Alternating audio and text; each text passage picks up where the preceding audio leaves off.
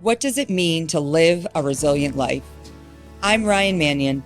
I lost my brother to war and my mom to cancer, and I've learned a lot about myself along the way. Now, as the CEO of Travis Manion Foundation, I'm on a journey to explore what it means to be resilient against life's many challenges.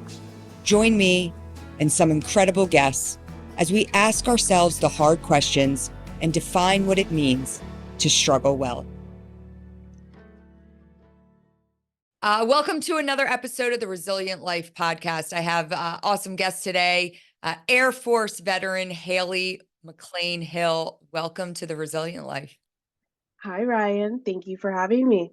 Yeah, so you came on our radar, actually. We had put out a, TMF had put out a social post to recommend some great guests to the podcast, and 1,000 people kept tagging you and tagging your company, and I was like, we got to see who this woman is. And then I saw, I think you had posted, I'm also signed up to become a CDM mentor for the Travis Manion Foundation, and I was like, get this girl on the podcast. So I love it.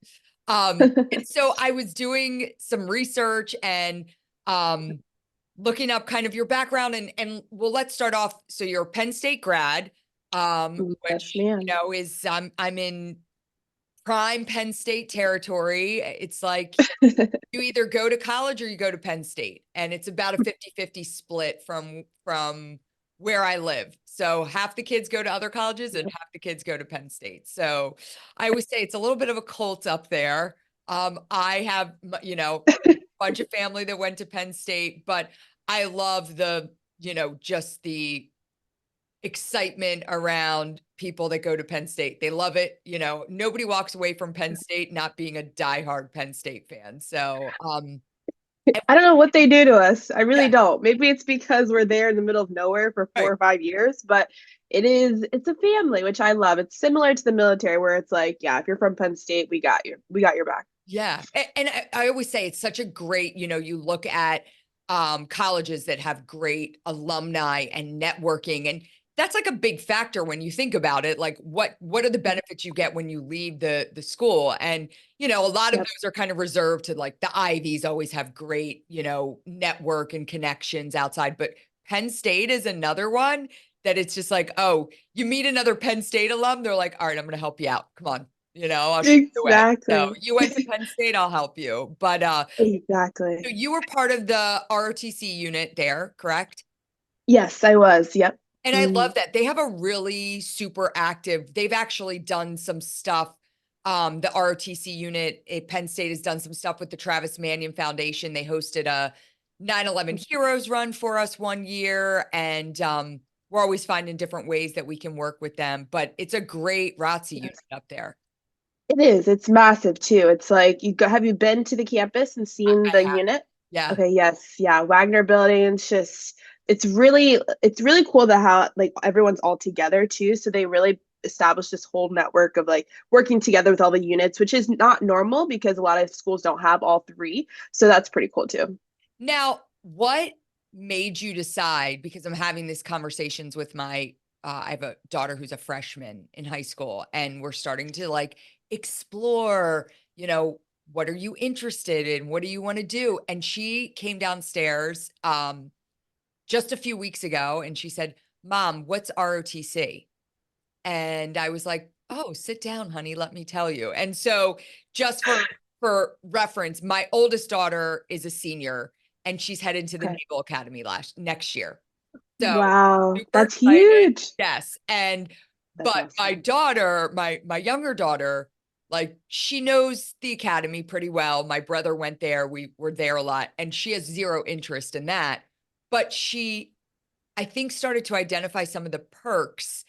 And I say that, casually, but there are definitely perks and benefits. And when Maggie's talking about different things, she's like, And so she started to look into ROTC, and she came down, and I was telling her, I'm like, listen, this is a great opportunity for you to have a regular, right, college experience, but Yep. also get those same benefits that Maggie's getting attending a service academy. And I said, and Yes. guess what? Like, you all end up in the same place once you graduate, right? Like Exactly. my dad would always say it does, my dad didn't go to a service academy, but he ended up at TBS with all the Marines that went to the Naval Academy. That's how it works. And Yes. so when I was like explaining to the different things to her, her ears were perking up a little bit. So that's now one of the things she's considering. So I'd love to know, like, Mhm. what brought you to that decision for ROTC? Well, Ryan, she has to consider her lifestyle and what she's used to now. I think when I was about to go into the whole college experience and everything, my grandmother, who served 20 years in the Air Force, she was the one who was like, okay, you should just look into this military thing. You can get your school paid for.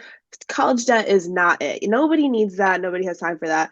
It just puts you in a hole right after school. You don't want that. So she's like, look into this. So we did look at the Air Force Academy first. And I was thinking, I'm like, okay, do I want to be wearing a uniform 24/7? Do I want somebody telling me what to do? Like for 4 years straight. And then they even have the prep schools, right? If you don't get in, then you have to do a prep school for a Oh year. So you could potentially do 5 years. So I'm just like, I just don't know if that sounds like me. I'm like, I kind of want to. I was an athlete too. So if your daughters are playing any sports, like there's just this whole other aspect with ROTC where you can really live this full college student experience and just have the discipline and the North Star that a lot of students don't have who are just regular college students. And that actually allows you to do better in school because you're not just focused on, oh, let's just party and let's do whatever, blah, blah. It's like you actually feel very focused and you're like, I have a end goal and I'm commissioned to the military.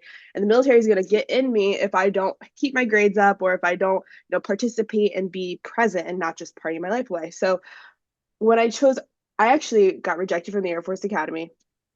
And I was like, okay, they're like, you can come to the prep school. I'm like, no, I don't want to do 5 years. And then I applied to ROTC, got a full ride scholarship to any in-state school for free. And so I'm from Pennsylvania. I grew up in PA. And I was like, oh, I can't do the cold anymore. I want to go to Florida. I want to get away from this. But the military was like, you got to go to any in-state school. So I said, okay, let me go visit Penn State. I never was like a Penn State fan. Not that I didn't like the school, I just didn't pay attention to it. Yeah. And when I went to go visit, I had a friend that was on the cheer team, and she took me around campus, introduced me to people, and I kind of fell in love with the school. And I was like, I think this is my fit. So I would just recommend to the girls, like, go to the places, see it, catch the vibe, meet people who are there and see if you mesh with them, and then you'll kind of understand where you kind of get that feeling in your stomach. So Yeah, and that was the thing, we went on, and so we went online and I showed her every different school that had I started I'm from a Marine Corps family, so I started talking to her about the NROTC, and so I pulled up all the NROTC schools and she was like, "Oh wow. Oh, yeah, I like this school and I like that." And I was like, "Yeah." yes.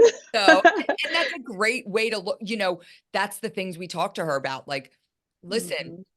we don't have some massive college fund. Like this, Right. some of it, this is going to be on you, Mhm. and, Be strategic, yeah. And do you want to have debt when you enter into your, when you graduate college? Like, and Yeah. another thing she's always says, my daughter loves to travel, and she says, I just want to travel. And I'm like, go in the military for 4 years. You'll get that Yes. travel bug out of you real quick, So Exactly. yeah. And go in as an officer. I think my grandma was the one who told me she was a, got out senior master sergeant. So she's like, go the officer route, especially for women. I think it's such an awesome opportunity to lean into your leadership skills, and you only have to do 4 years, and then you can get out and really take like the civilian world by storm or start your own business, kind of like what we've done. It's like there's so many things that you can pull from ROTC and the officer side of things that I'm like, I'm really thankful that I did it.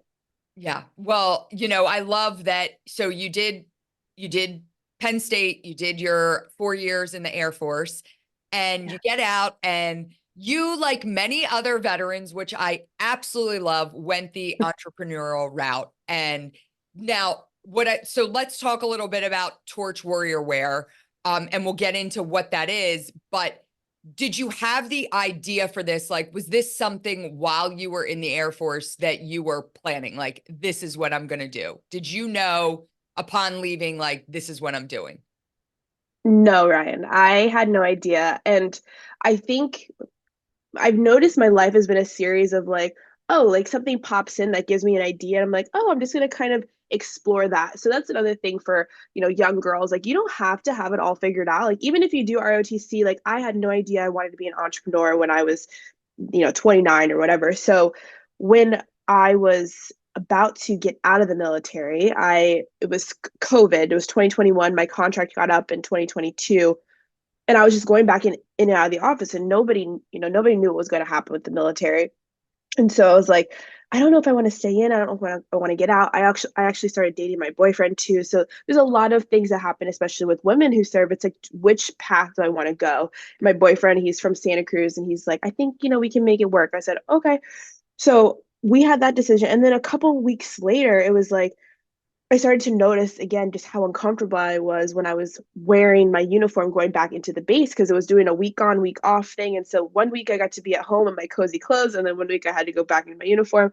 I was like, look, dude, I was like, how can I make something more comfortable for when I go back into the office? And so then the bodysuit idea kind of came from my pain of feeling like I don't want to put this uniform back on. I just want to be like in my.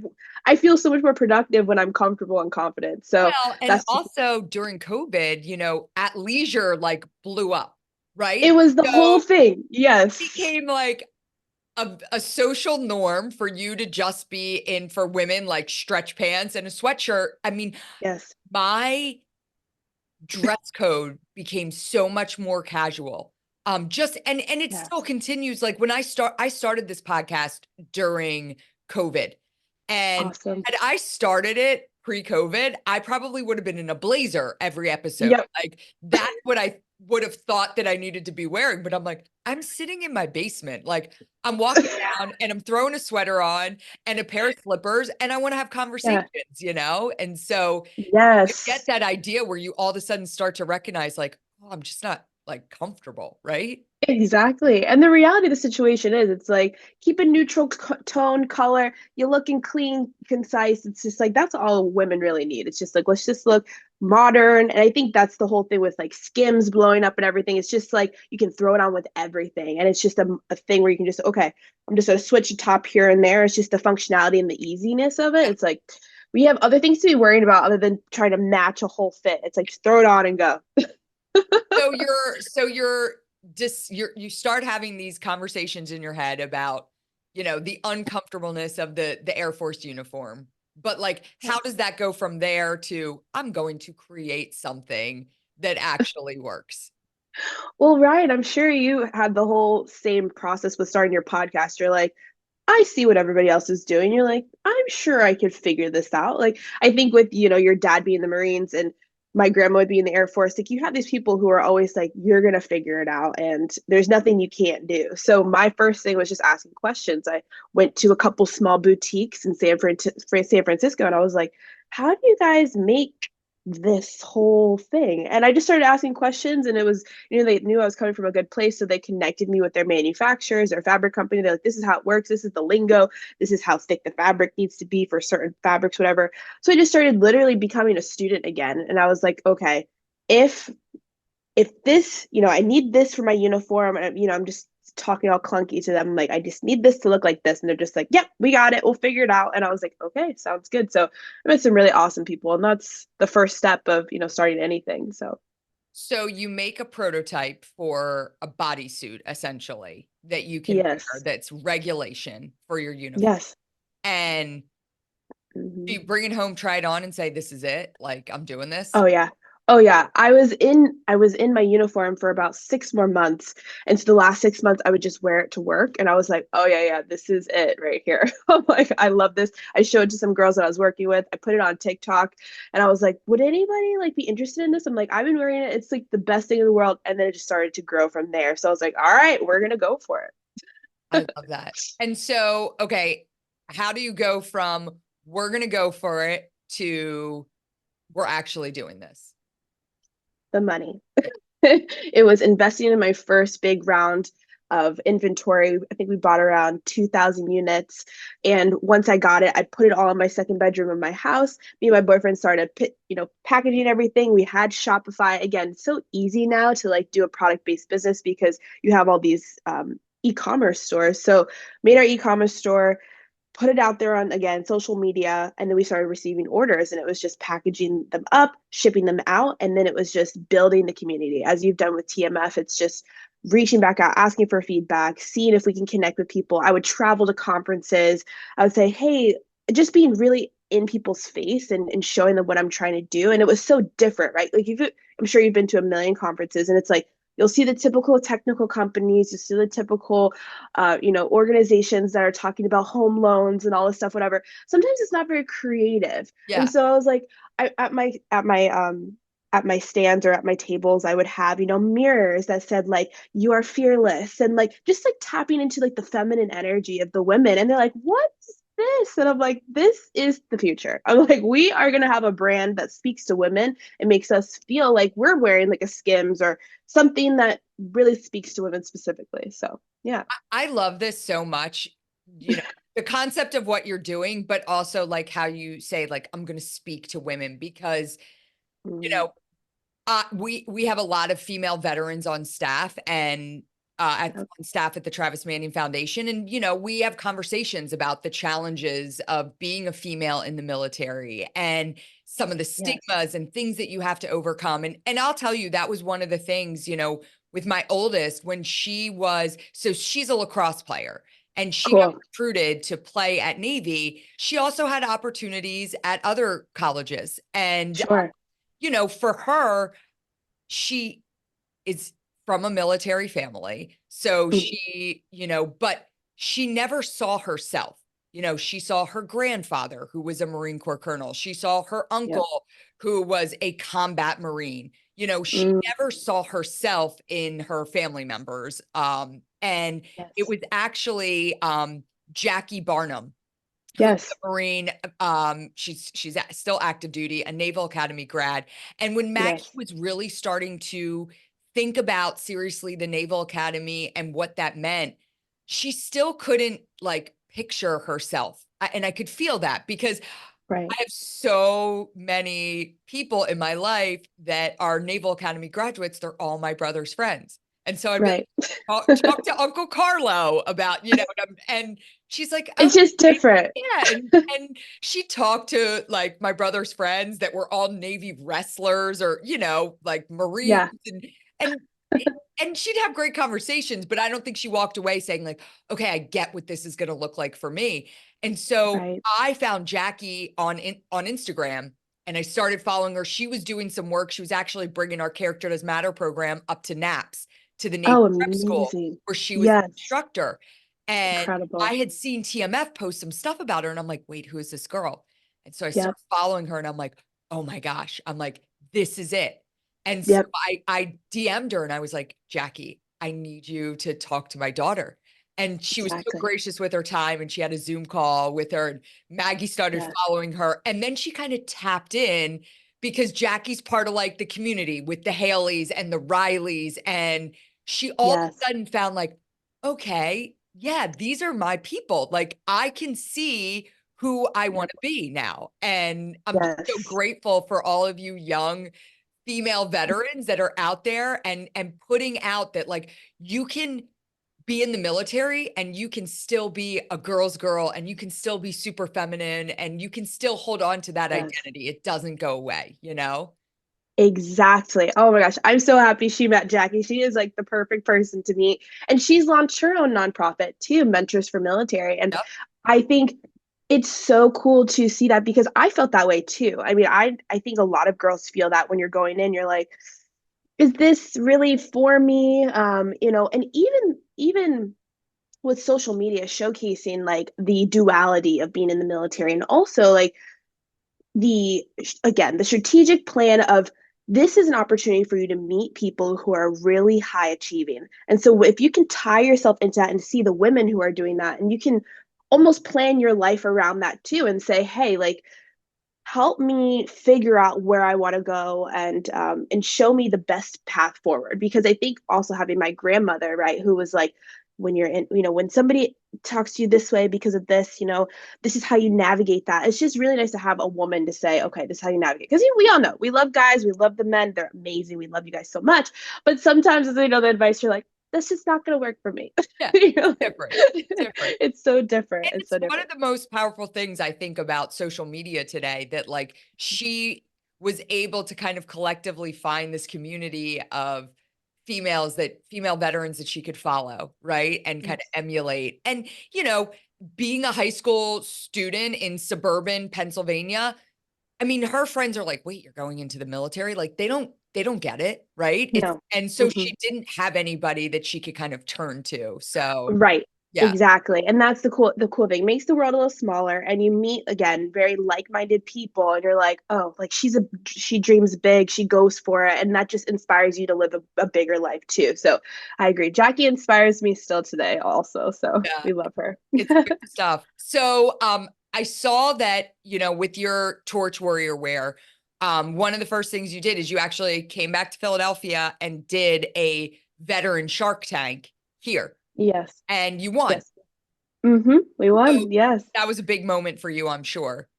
Huge moment. I think, again, I've never thought about starting a business. I never knew there was an avenue of pitching and trying to get funding. And as you know, with like the whole nonprofit side, raising money is a complete skill. And I did not have that at all. And I was like, okay. So again, lots of research, tapped back into YouTube, my community of Penn Staters. And I'm like, how the heck am I going to win this thing? And so the whole premise around the pitch was how we were building community for women in the military and how we were going to solve a problem of making women feel more confident instead of having them fit into a men's world. We were going to create a world for them themselves. So I think, again, the authenticity and the heart behind the brand really spoke to the audience. And there's just something special about trying to do something for an amazing group of people. So yeah, we won the 50K. It was life changing for the brand, and I was able to continue growing, and that set us up for the real Shark Tank. So that was awesome. Yes, so let's walk through the real Shark Tank, because that's an intimidating place. I mean, you watch that, and I watch these people come out with their ideas and they just get ripped apart. I mean, Oh yeah. it's brutal, which is a great representation of what the real world is. So I'm not taking anything away, like as it should be, But Right. Right. so tell me about that whole process. Oh my goodness. So it took about a year to go from application to me standing in front of the sharks. Uh-huh. So with TV, it's going to be multiple rounds of you pitching yourself to the producers and then helping you formulate your pitch to see if you're ready for TV and if you would even be a fit for the season. So when I knew I wanted to apply, the only thing you have to do is go online. And some people get lucky. I wasn't lucky, but sometimes the show will reach out to you and your business. But I just went the normal channel and I applied online. A couple months later, I heard back from them and they're like, okay, this is interesting. What we need you to do is formulate this pitch. We need all of your financials. We need everything together. And I'm still newer in business. So I'm learning how to, my bookkeeper is still learning my business and my marketing strategy is just like, I mean, I'm just going out there and telling people about the business. There's no real plan around everything. So I had to almost make my business more mature really quickly. So that was, I think, the most challenging part, right? Was just like, how do I make myself look as professional as I possibly can before I step into the Shark Tank? So when I was formulating my pitch, again, I wanted to bring in military women. I wanted it to be this whole like thing where people, you see the pitches where it's just like awesome. And so I ended up they gave me my film date and it was sooner than expected. So I tried to get the approval from the military to have real active duty military women with me, and it wasn't approved. So I ended up having to go by myself. As a lot of people saw, I was just there by myself, which was a whole nother mind thing because I thought I'd have like four people with me. It'd be like us against the world, but it ended up just being me. So Because in the Philly what Shark Tank, you had your grandmother, I models? saw, and you had other people up on stage with you. So yeah. I did. Yeah, and it was awesome. I had my friend who was at the Coast Guard Academy actually, and she was their head cheerleading coach, so she came with me. And so yeah, it was a really nice environment for that one. But for this one, they're like, nope, it just can be you. And I was like, okay. So once I knew my film date, they were like, all right, you've got 2 weeks. I went on YouTube again and found a Shark Tank specific coach. I found somebody who trains people, yes, on high risk presentations, and specifically have trained like 2 or 3 people to be on Shark Tank. So we worked every day for the last those 2 weeks on my presentation, my delivery, questions, Q&As. I mean, I was just drilling myself almost like, basic training pretty much. They made me show up every day at like 6 in the morning in my uniform. They're like, okay, do your pitch like 100 times a day. So it was just like this almost athlete mentality of like, okay, I have to train nonstop because I Right. will get in there and completely just like forget anything. So did So you go in knowing like this is what I'm willing to take, right? Because they throw yes, out all these different offers. And so did you go yes. in knowing like this is my rock bottom, like I will not go below this, like you knew what your terms you were going to agree to before you walked. Oh yeah, absolutely. I knew I was going to asking for 150K and I wasn't going any higher than 30%. Okay. And when she offered me the 25%, I was like, okay, perfect. I was like, and that was another thing my Shark Tank coach told me. I mean, we practiced every scenario. It was like, okay, if everybody goes out, how do you handle this? If everybody's in, how do you handle this? It was just like all scenario How do based you not training. seem too eager? So then somebody else drops out because they're like, this is too easy. Yeah, Yeah, it's like totally a mind game. Like you have to know how to it play. is.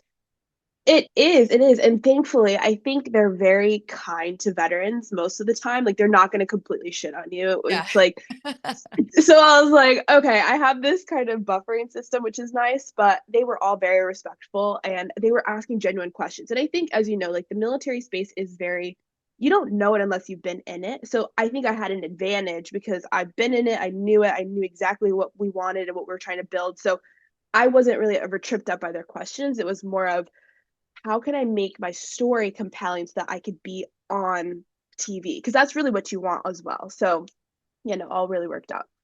And so how many people did you just get one offer?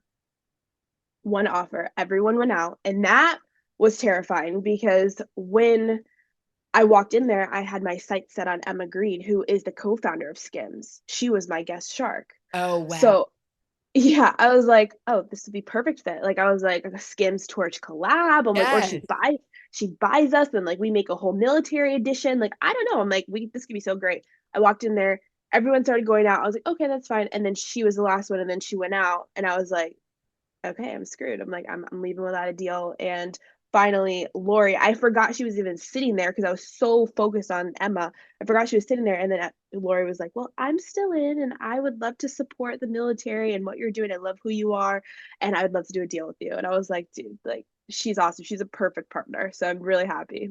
So, okay, I want to know a little bit of the background because of course you watch the episodes, but I mean, these are legitimate business deals that happen. So, Yes, they you are. leave the show and they are fully investing, like Lori invested in your business. And she is Yes. now a 25% partner of Torch WarriorWear. So, yes. And the cool thing is that when after the show, you have to go through another whole level of due diligence. So we actually just started, and again, she has a million other businesses. So Right. it's just this whole process of like, again, like my lawyers working with her lawyers, everything, blah, blah. So we're still working through that whole like defining the actual contract. But yeah, I mean, a lot of the times people don't even get the deal. I think it's like 80% of the times the deals fall through. So we're Right. really grateful to be actually still working with her. Yeah, that's Yeah. fantastic. And so do you Yep. have, once that deal goes through, it's signed, sealed, delivered, are you ready to like for what comes next?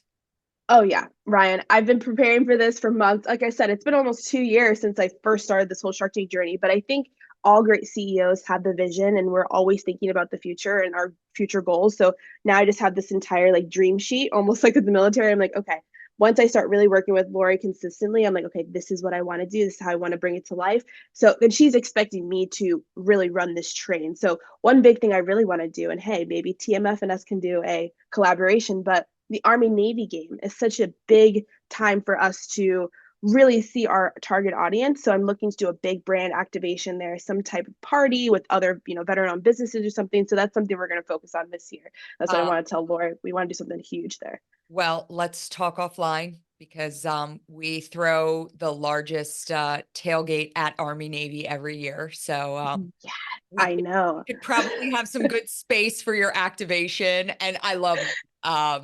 Yeah, I Yes, love a the I female focused one. Your daughters can come. It'll be a more female yes, focused. yes. Yeah, I know. I yeah. think about like next year Army Navy, like my daughter is going to be a midshipman. And it was funny Yes. last year, somebody said her boyfriend goes to West Point. He's a plebe at West Point, and I love that. were there and they were at our tailgate, and their whole plan was to go and watch him at the march on.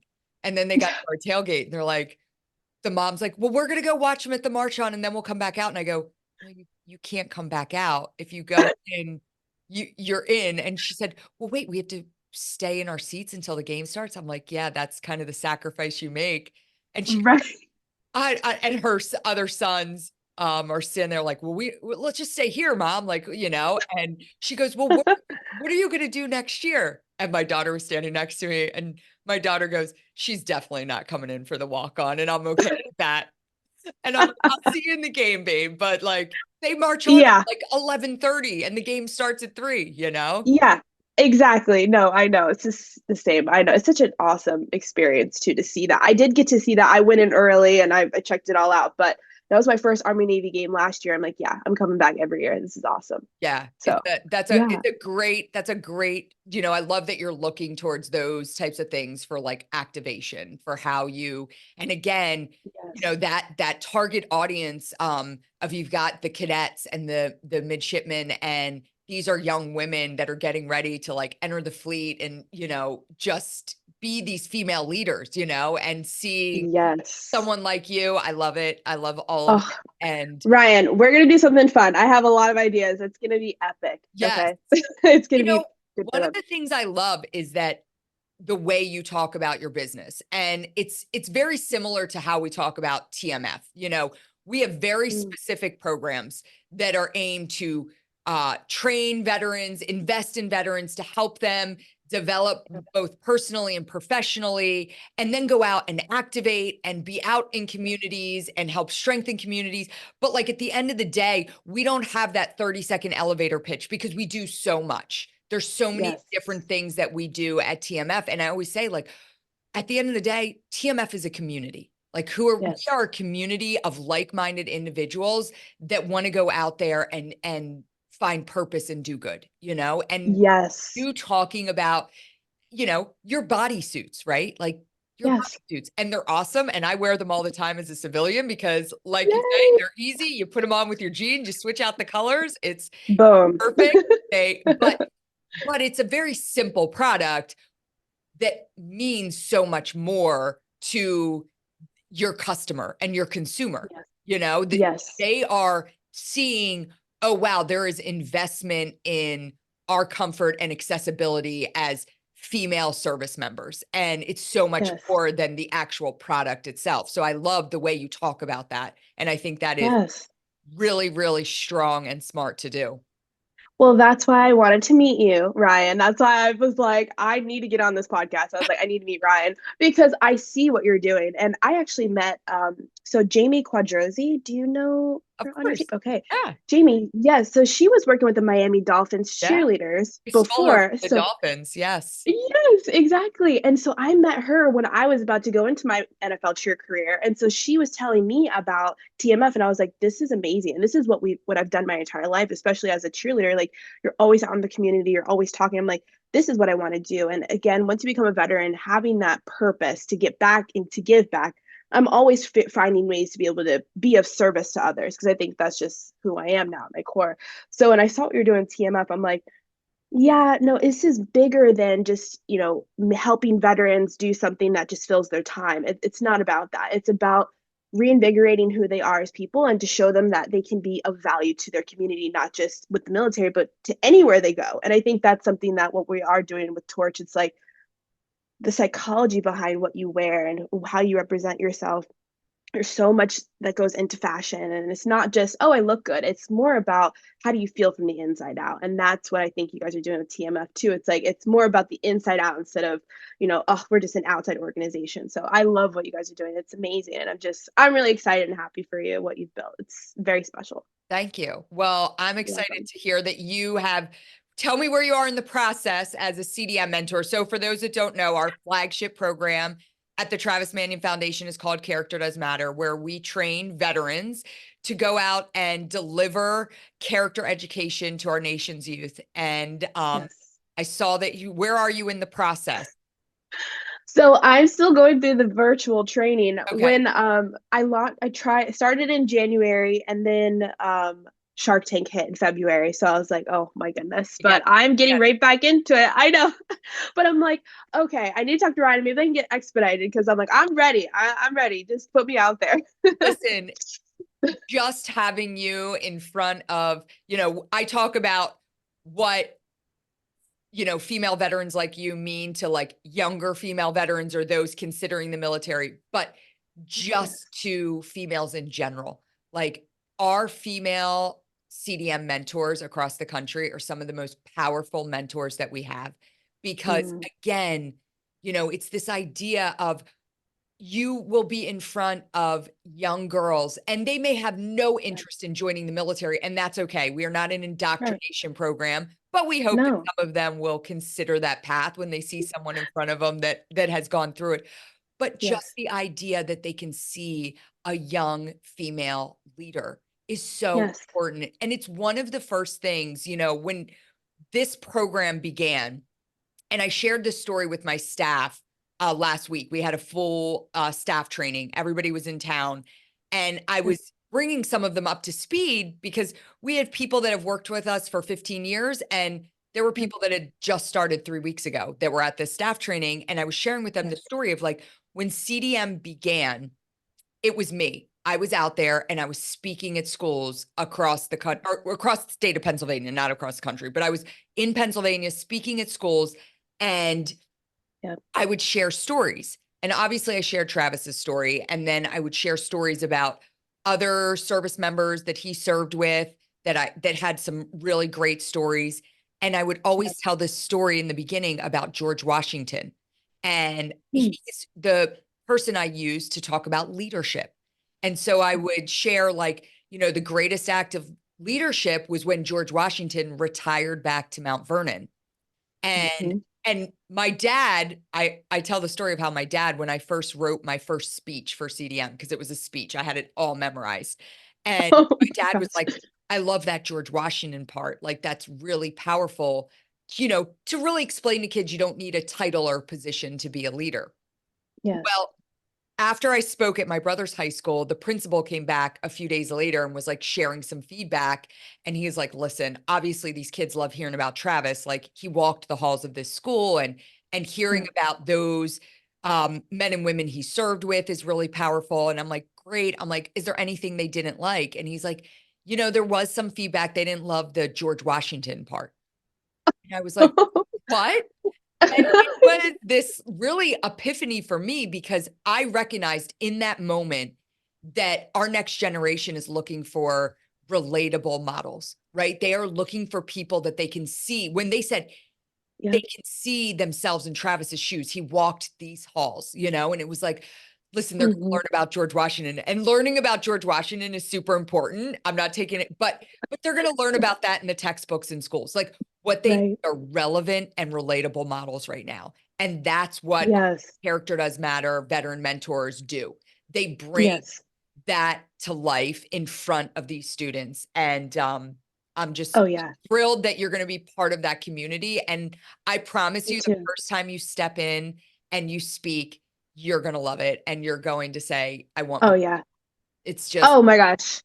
I cannot wait to do my first one. I'm so ready. I've been preparing for it. And I did recruiting in the Air Force for a year in Atlanta, Georgia, and that was the number one thing. That's the reason why they put me in Atlanta. They said you're a young black female Air Force officer and you are relatable to them. And yeah. they're like there's no I saw girls, they're like, you're an officer, like you're in the Air Force, like I've never met anybody who looks like you ever in my life.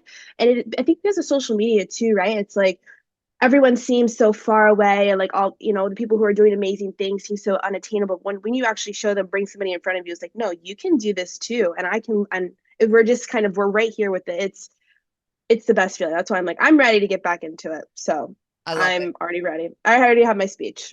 Well, maybe we're gonna need to get some Torch WarriorWear like branded TMF for our Yeah. female CDM mentors, because we give out Yes. polos to the men and to our male veterans, and I think we have women's polos too. But I would much rather be standing up there in like an embroidered Yes. bodysuit, you know, in a pair of nice And slacks. Yeah, I love that. And I can make I can make a collared bodysuit too. And then it'll look very similar, just a little bit more, form fitting. yeah, I can do love it, that. love it. I love Okay, that. so Haley, I always end every episode asking my guests the same question, and that is, what does living a resilient life look like for you? Mm.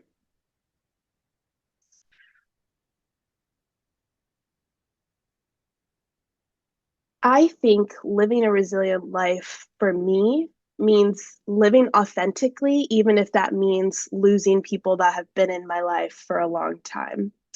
Um, I think that the older I get, the more I realize how important it is to be true to myself. And sometimes it's very hard to be honest and to be upfront and direct with people about what you need at this time in your life.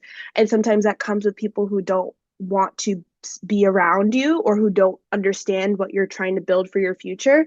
And you have to let that go, which is very hard. And so it's that feeling of continuing to move forward, even when you have to let some things go. Yeah, I love that. It's, obviously resilience is always about moving forward, but I love the idea of sometimes you have to let some things go in order to do that. I love it. Yeah, but gives you room to meet amazing people like you. So, Yeah. yeah, it's Haley, awesome. this was awesome. I think there's a lot of opportunity to come for things that we can do together. I thank you so much for Yeah. joining me here today. Ryan, thank you so much. You're a rock star. I'm so happy I got to meet you. Thank you.